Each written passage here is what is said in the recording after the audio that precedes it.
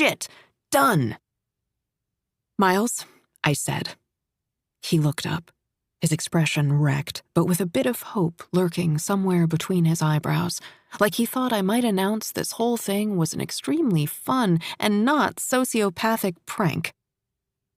"How many bedrooms does your apartment have?" I asked. 3.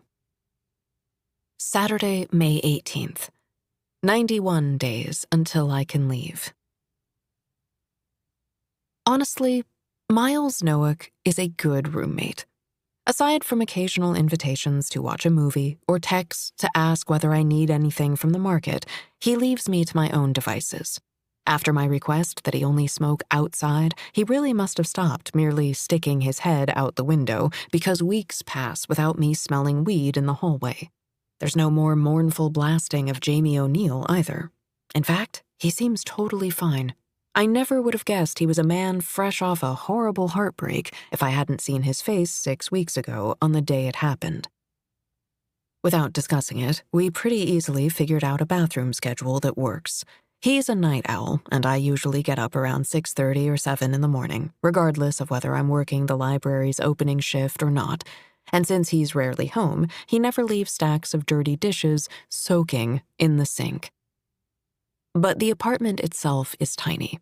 My bedroom is a glorified closet. In fact, Petra used it as one when she lived here. A year ago, the meager dimensions wouldn't have been a problem. As long as I could remember, I'd been a staunch minimalist. From the time my parents separated, Mom and I had moved around a lot, chasing promotions at the bank where she worked, and then, eventually, helping open new branches. We never had professional movers, just the help of whichever guy was trying and failing to score a date with Mom at the time, so I learned to travel light. I made a sport of figuring out the absolute least amount of things I needed. It helped that I was such a library kid and didn't have metric tons of annotated paperbacks. Books were the only thing I was gluttonous about, but I didn't care about owning them so much as absorbing their contents. Once, before a move in high school, I convinced Mom to do a ceremonial burning of all the A+ tests and papers she'd been stockpiling on our fridge. We turned on the little gas fireplace in the living room, the only thing we both agreed we'd miss about that mildew-riddled apartment, and I started tossing things in. It was the only time I'd seen her cry. She was my best friend and favorite person in the world, but she wasn't a soft woman.